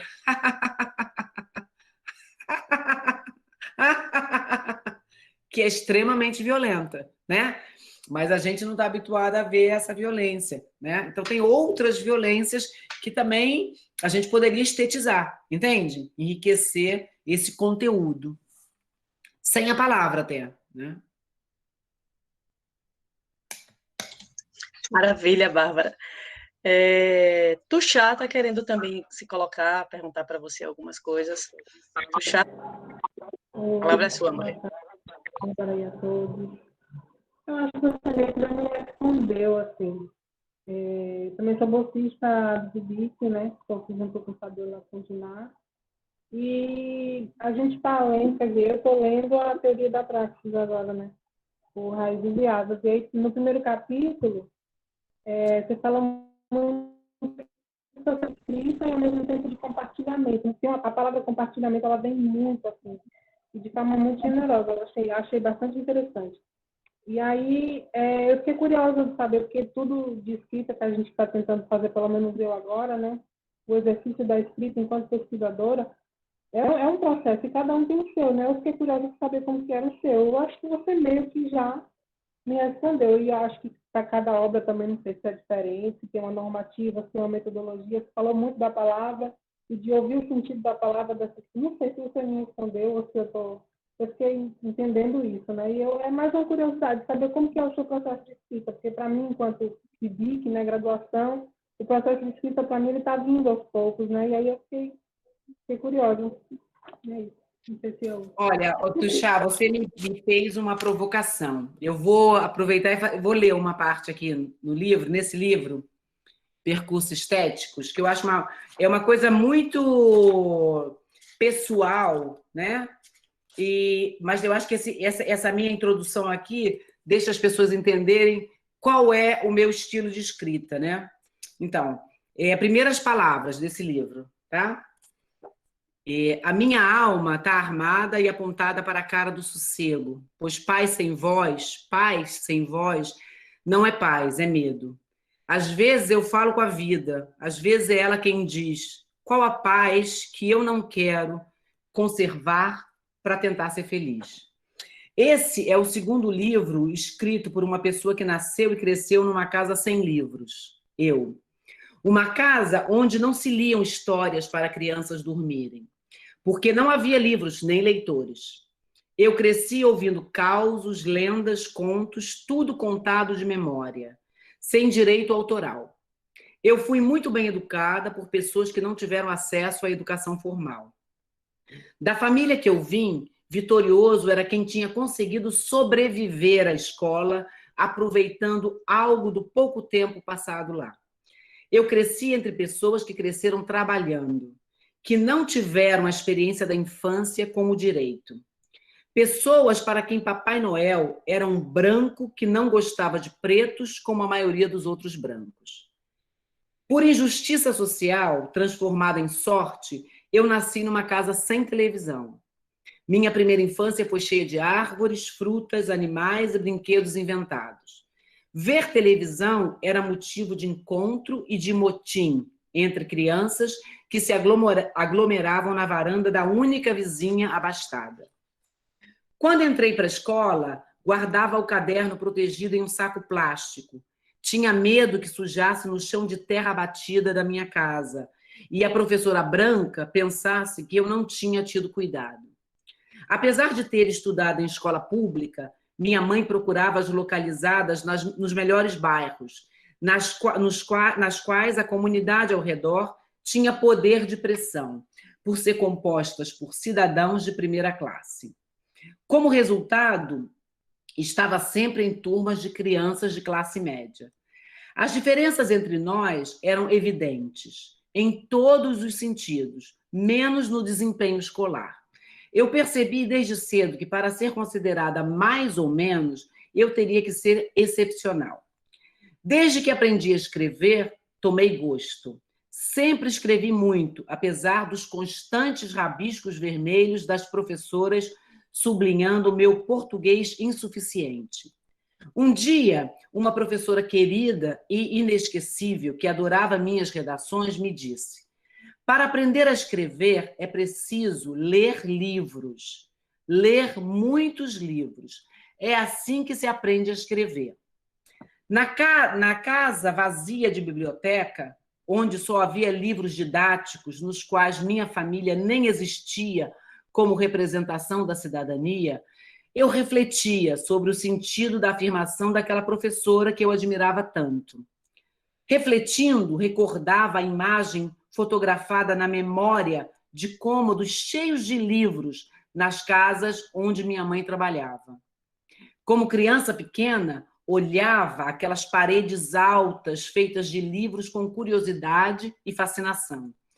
Precisei que passassem muitos anos na minha vida para entender a vantagem extrema que tinha aquela gente com cômodos formados por paredes feitas de livros. A professora me falava com naturalidade que era preciso ler livros para aprender a escrever. Sim, a afirmação é óbvia e chega mesmo a ser natural para quem cresceu sem estranhar paredes feitas de livros. Um dia, eu entendi que aquelas paredes feitas de livros, registradas na minha memória infantil, me separavam de um mundo inteiro que eu não conhecia e que ninguém da minha família conhecia. Quem cresce com livros em casa, mesmo quando não tem os que precisa, sabe onde buscá-los, pois se habituou a frequentar lugares que dão acesso a livros e a outros bens culturais. Pessoas como eu, que não frequentaram esses lugares durante infância e juventude, quando os conhecem, ainda têm que lutar para superar o constrangimento antes de cruzar fronteiras sociais e conseguir adentrar a esses templos. Com o tempo, fui percebendo que não eram apenas as paredes feitas de livros que me separavam do mundo que eu não conhecia. Era também as paredes feitas de quadros, as paredes que sustentavam teatros, cinemas, parques de diversões, restaurantes e outros símbolos de privilégio. Como adolescente, entrei para um grupo jovem ligado à teologia da libertação. E ali entendi um pouco mais como funcionava a estrutura que sustentava todas aquelas paredes das quais eu só tinha visão externa. Depois, ingressei para o curso de Ciências Sociais na Universidade Federal Fluminense e para o núcleo do Partido dos Trabalhadores no meu bairro. Segui tentando ampliar minha visão. Convidava amigos, vizinhos para os núcleos do PT, mas a maioria desistia de seguir, porque não conseguia acompanhar aquelas discussões políticas cheias de conceitos teóricos que não conheciam. Aquela maneira de comunicar também era marcada pelo privilégio de acesso prévio ao saber e também pela necessidade de sublinhar distinção intelectual e de classe. O que me perturbava era a falta de esforço para estabelecer uma comunicação horizontal que fosse capaz de incluir as pessoas simples do meu bairro, pessoas das quais queríamos o voto consciente, mas com as quais não sabíamos nos comunicar. A essa altura, conheci o Teatro do Oprimido e descobri que era possível criar caminhos inclusivos para a comunicação, a construção do conhecimento e a transformação das desigualdades sociais. Conto esse breve conto de vida para que as leitoras desse livro possam compreender o peso e o estilo da minha escrita. Conto para explicar as razões da busca incansável pela simplicidade que almeja facilitar o entendimento e que se recusa à arrogância distintiva de qualquer tipo. Desse conto de vida resulta uma escrita que deseja desmistificar o saber e o fazer, estimular a experiência e ser útil. Como conto para contar que essa escrita também se constitui em um conto de vida e que seu estilo mistura estilos. Então, na verdade, o que eu quero dizer é que eu busco incansavelmente uma escrita acessível. Então, eu escrevo alguma coisa e reescrevo ela tantas vezes quanto necessário para que qualquer pessoa possa entender. Entende? Então, eu me desafio a fazer uma linguagem compreensível. Isso não é tirar a complexidade do texto. Como manter a complexidade do texto, mas fazê-lo acessível, né? Para mim, é uma questão ética, né? E é muito fundamental. Essa é a minha forma. Mas a minha forma de escrever inclui também, por exemplo, pintar, né? Ou desenhar. ou rabiscar, ou fazer poesia, ou fazer... Entende? Porque às vezes você está num texto e você não está conseguindo. Então, eu não fico ali me torturando no texto. Eu vou e pinto o que eu quero falar. Entende? Então, aí pintando alguma coisa, ou desenho, ou rabisco, ou canto, faço alguma outra coisa. Gratidão. Sensacional. Eu estou acompanhando aqui o chat, Bárbara, e as pessoas estão tecendo vários elogios aqui. Deixa eu só reforçar alguns, né? Julivan colocou que você é maravilhosa, uma potência de energia positiva que transcende o espaço virtual. Obrigado. A Adriana também. Bárbara, maravilhosa a sua fala, gratidão por seu trabalho. A Bruna Nascimento, nunca imaginei que teria a honra de ter uma aula com Bárbara, gratidão. A Antônia colocou, caraca, fichas e fichas caindo. Zoé aqui perguntando também, falando que agradece a troca. A Julivan colocou de novo que a estética...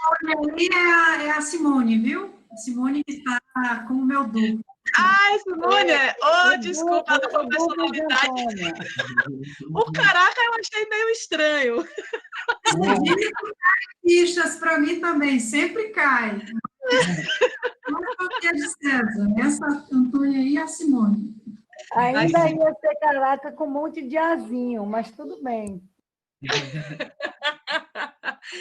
Enfim, eu vou até só perguntar agora, da próxima vez que tiver a Antônia, eu vou... desculpa, gente. Eu vou perguntar se é a Antônia ou se é a Simone. Mas é isso, as pessoas estão muito, muito gratas. Aí aqui eu acho que foi Simone, Simone, sim, concordo, até me ousei a mencionar isso na minha dissertação, né, sobre a estética da árvore, que é impactante, que Julivan colocou, que amou a ideia do rizoma.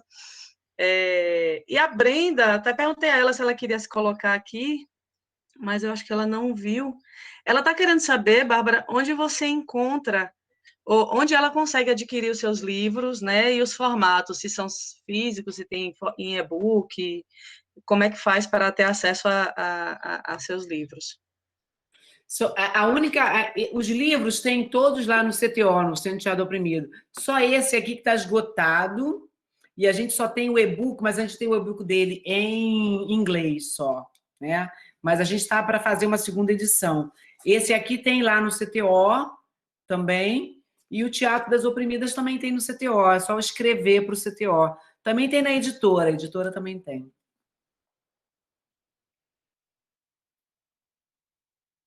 Pronto, Brenda. Então, vamos todos acessar o site do CTO e fazer essa compra, esgotar tudo, para a Bárbara ter que lançar uma nova edição.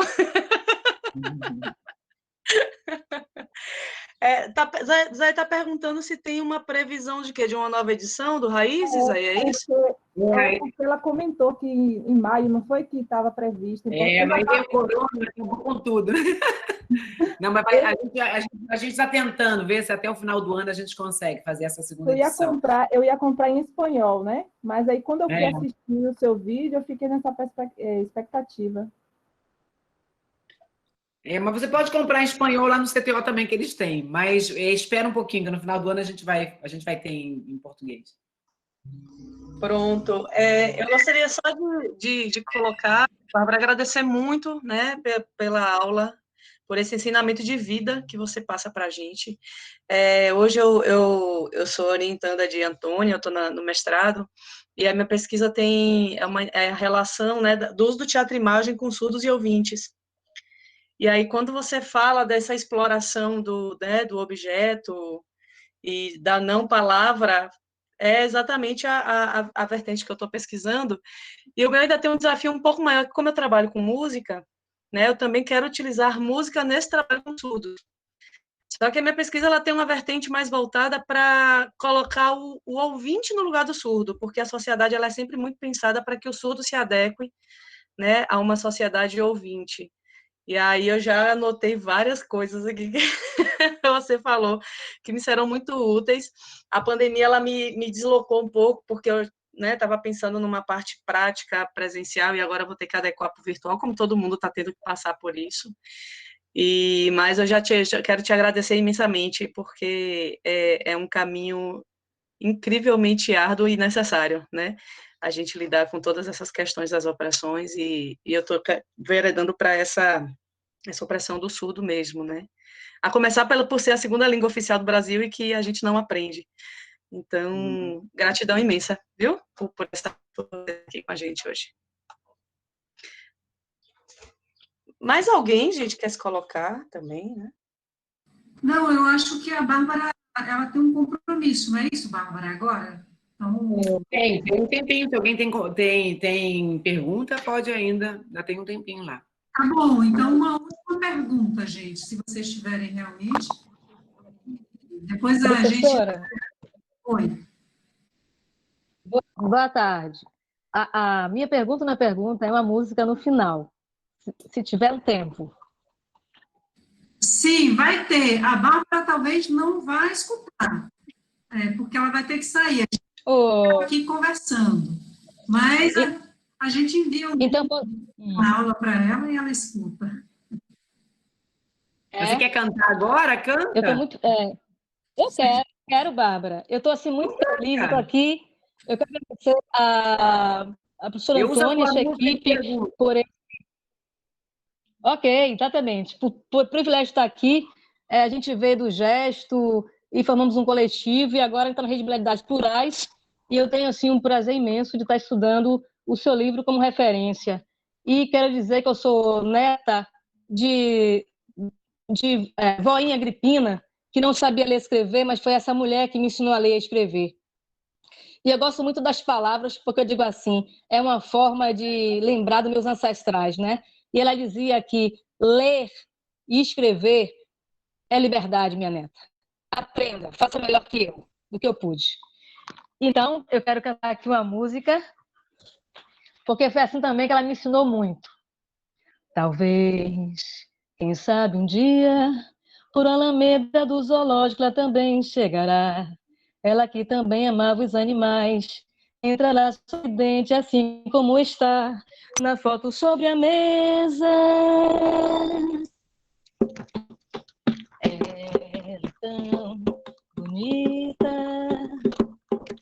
ela é tão bonita que na certa elas a ressuscitarão.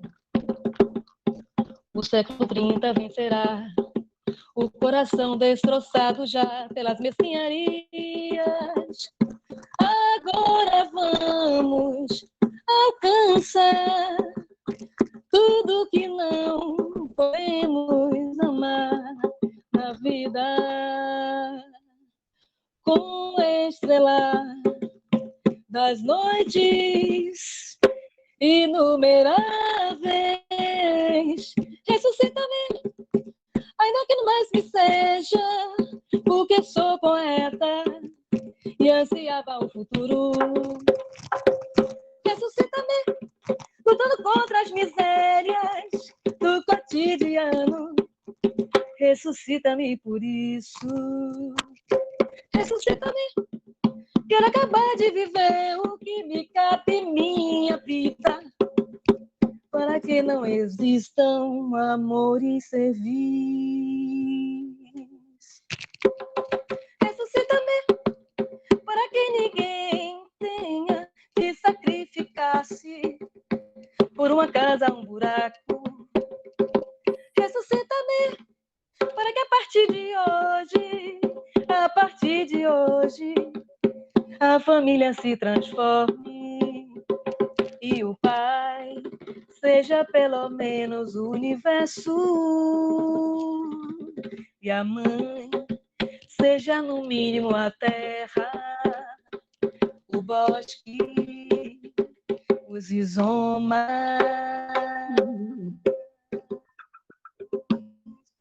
Viva o teatro das oprimidas.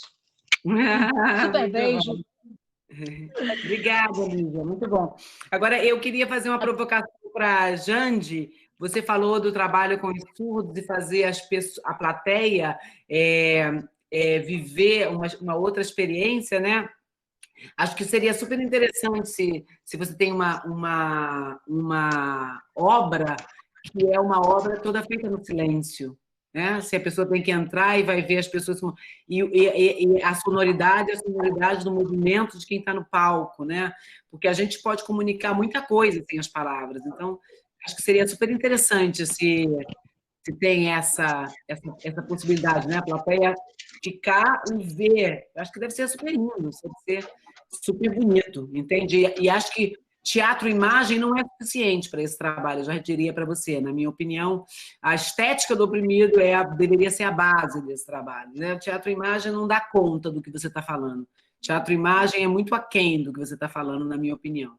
Acho que o que você está falando é um trabalho estético, é um trabalho que pode ser, que tem que usar várias técnicas. O teatro imagem é uma delas, o teatro fórum poderia ser uma delas também, né? Fazer uma interação entre as pessoas com um outro tipo de linguagem, né? Como é que seria? Como é que seria alguém ter que intervir? Porque, por exemplo, em várias peças que eu faço, o público tem que fazer intervenção também sem falar, tem que atuar, né? Como é que é atuar? Entende? Como é que você fala o que você quer dizer sem as palavras? Seria uma coisa super interessante.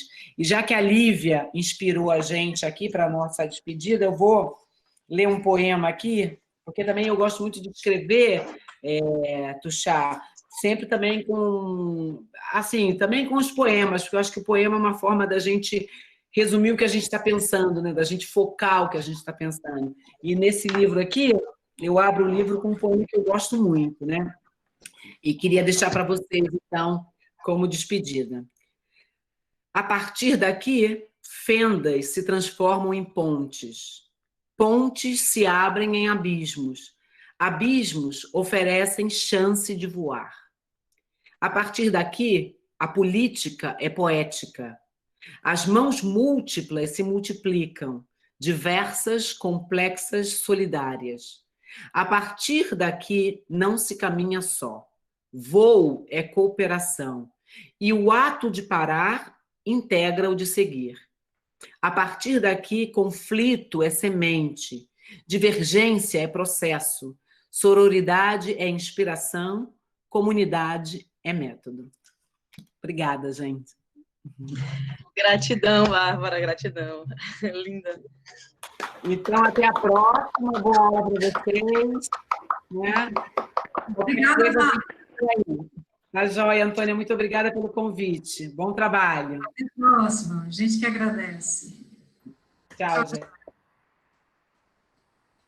Queridos e queridas, querides, nós que ficamos, então, a partir de agora, nós temos aí 15 minutinhos para falarmos, vou até colocar na ordem, para falar da dinâmica de hoje, né, essa da musiquinha. Poucas pessoas escreveram na nuvem, aí eu pergunto o que foi, não se sentiu motivado, não estava prestando atenção, estava com dificuldade, enfim. Como foi para você essa dinâmica inicial? E, claro, o espaço também está aberto para vocês colocarem algumas dúvidas sobre o processo de avaliação, todos os grupos estão formados, vocês, como que vocês estão se articulando, então, nesses 15 minutinhos. Quem não tiver dificuldade nenhuma, fala somente da nossa dinâmica aí inicial, sua impressão sobre a dinâmica inicial à aula de hoje. Antônia, desculpa. É só reforçar que o link da lista de presença, né, do formulário de presença da aula de hoje já está aí no chat, tá? Bom, então a palavra está franqueada aí novamente. Só que dessa vez, para vocês falarem um pouco dessa dinâmica inicial, da musiquinha. Antônia, quer estar aí? Sobre a atividade de hoje, eu achei muito interessante. Até fiquei assim, achei assim, não sei como foi, quem foi que teve essa ideia dessa tecnologia, que na hora que Simone falou, eu achei que a gente ia escrever no chat as palavras.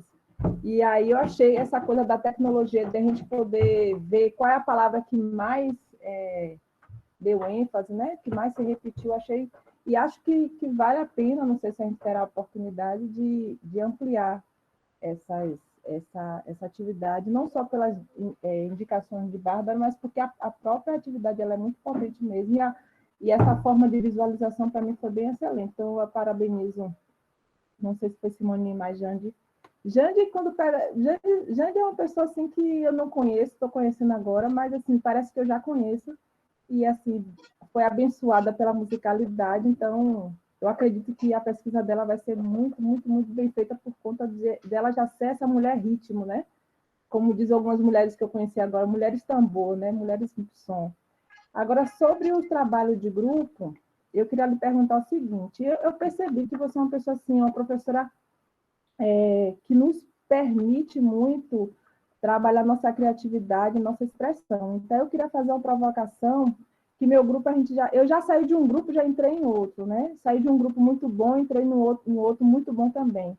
Eu ia trabalhar com a estética, agora já estou no arco-íris do desejo. Aí a minha pergunta é, até pedindo licença para a Ed e para a Lana, a gente pode ficar à vontade na forma, no método da gente trabalhar, porque, assim, nosso grupo, a gente viu que a gente tem uma sinergia muito gostosa, e a gente já vai fazer o segundo encontro para discutir, a gente já teve um encontro sexta-feira, já vamos ter agora quinta-feira, e aí eu queria saber de você, se a gente pode ficar à vontade de não precisar seguir uma regra muito linear, se a gente pode ficar livre para expressar o capítulo que a gente escolheu, que no caso a gente vai ser o primeiro.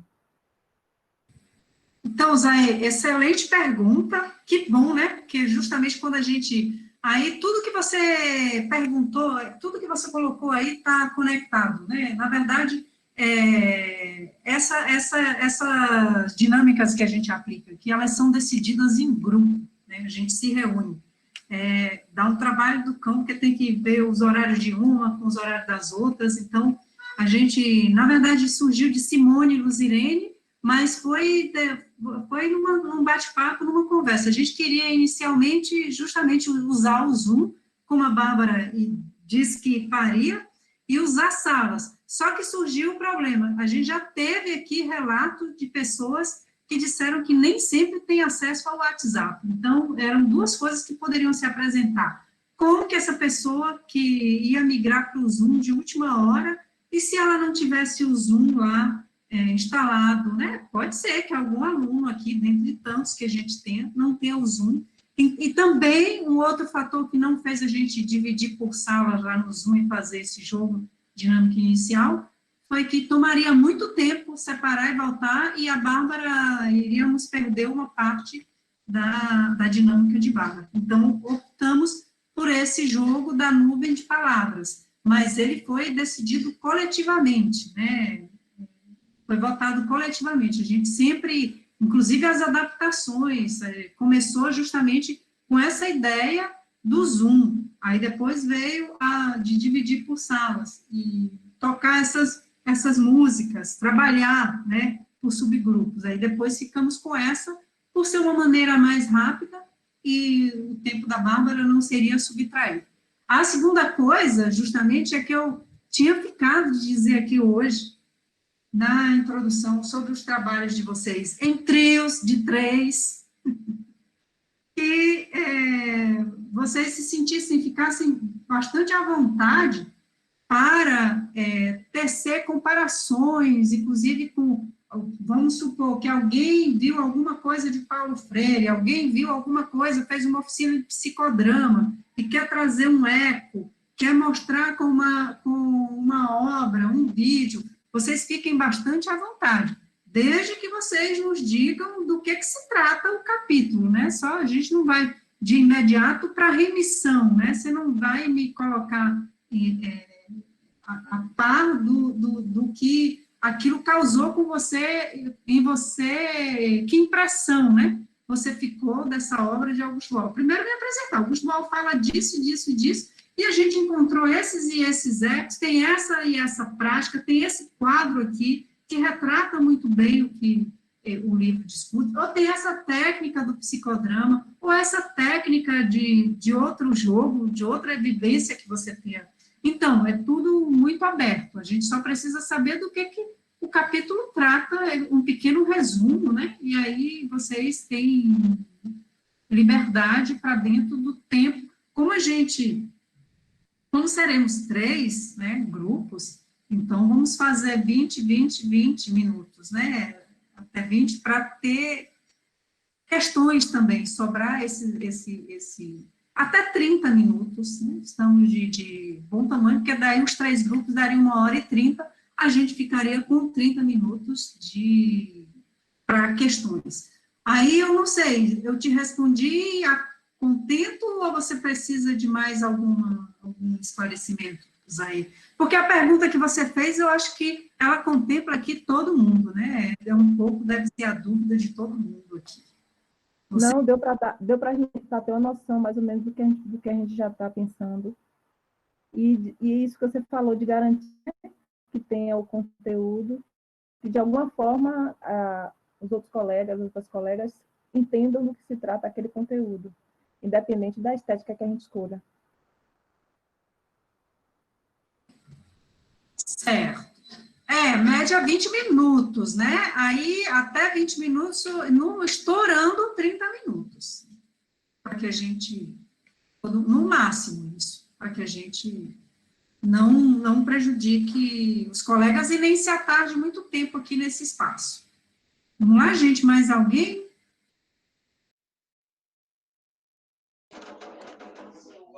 Deixa eu só agradecer a Zaê pelo elogio, viu, Zaê? Gratidão, meu amor. Eu também espero que saia muito boa essa pesquisa. Tenho fé que vai acontecer isso. Antônia, não, com a Antônia não tem como ficar ruim, não. Essa mulher aqui é danada. E por falar... colocou uma observação que é bacana, assim, que tem 2 grupos aí da extensão, tem 2 categorias de jogos que ainda ninguém escolheu, não tem ninguém inscrito. Da graduação, não, desculpe, da extensão. Aí eu gostaria de saber se tem alguma dúvida também com o pessoal da extensão. O momento é agora, né? Porque depois a gente tem a Ellen e depois já começam as... Porque a Tita também fala que não entendeu direito essa atividade. A Tita está na extensão, não é isso, Tita?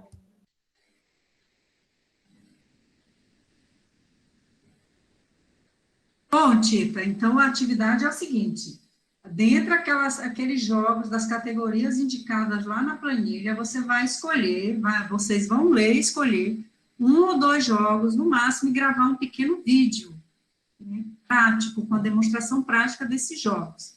O que é que nós vamos fazer no final de tudo? Quando todos os vídeos estiverem, nós vamos dar um prazo para vocês entregarem esse vídeo, esse vídeo caseiro, profissional, vocês fazem como vocês quiserem, a gente não vai colocar aqui limite, porque, é algo simples. Não, use a imaginação. Pode ser bem simples, pode ser bem sofisticado, como o grupo entender e puder.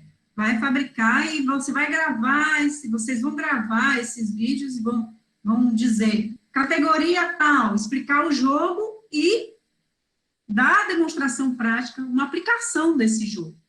Aí, desse vídeo gravado, a gente vai reunir esse material e exibir no dia 5 de dezembro, com um mini festival daqui do nosso curso de extensão.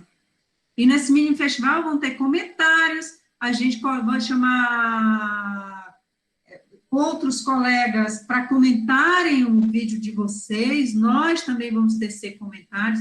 Eu vou convidar ainda a Taína, estou esperando terminar aqui para mandar um áudio para a Taína, para vir também comentar esses vídeos, os jogos, a categoria, enfim, o desempenho de vocês, é essa atividade. Então, são quartetos. Essa planilha, ao contrário da planilha da graduação, ela tem espaço para 4 pessoas, sendo que um grupo desse vai ser formado por 3, porque nós somos 19, e a conta não fecha com 4, se todos os grupos forem de 4 pessoas. Entendeu, Tita?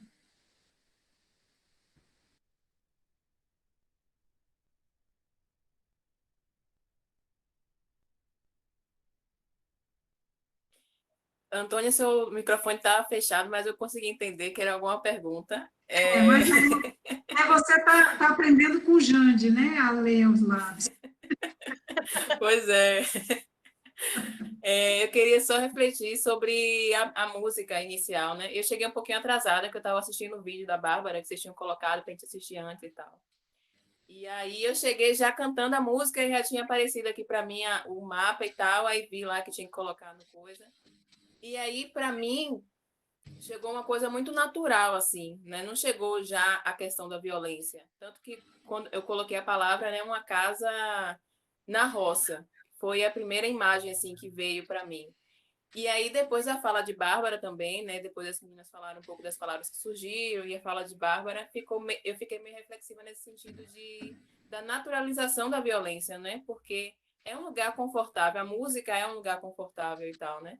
Então, eu fiquei bem nesse sentido, assim, refletindo sobre como é que as estruturas agem para que a gente naturalize essas violências, né?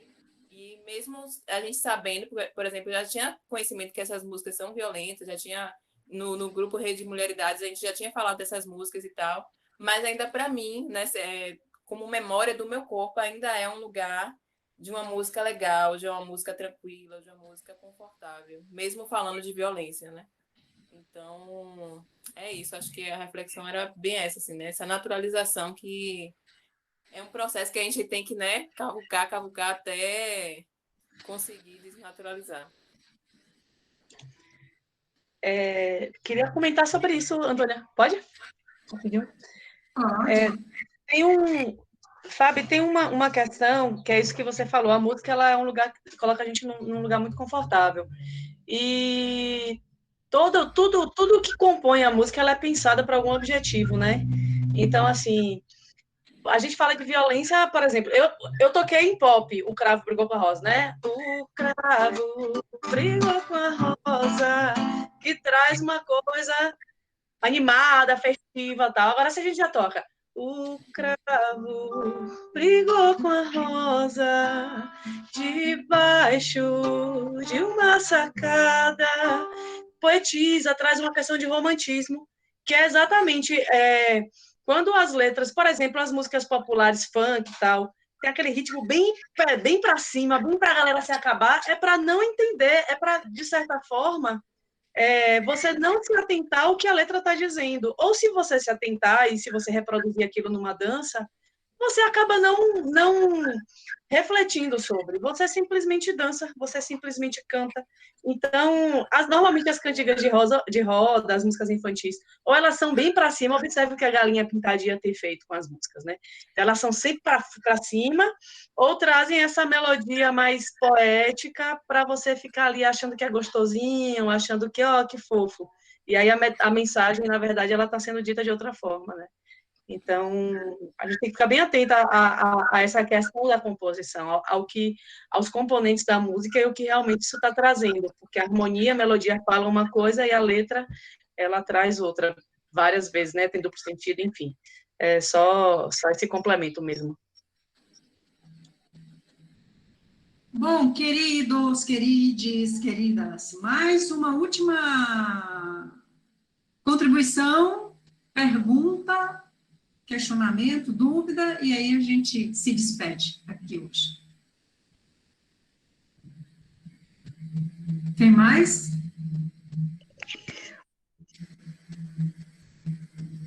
Alguém abriu o microfone?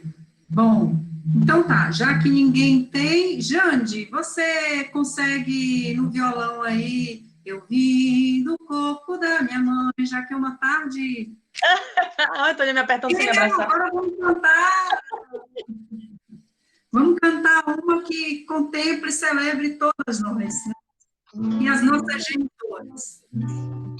Vi no corpo da minha mãe, ela me deu mente boa, e o meu corpo extrai bênçãos, a maneira de semente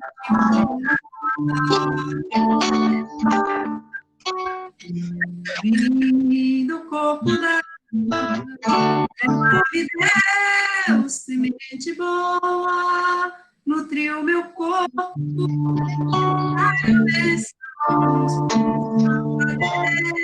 de semente boa, Obrigadão aí. Foi uma tarde linda. Bárbara arrasou. E nós aproveitamos.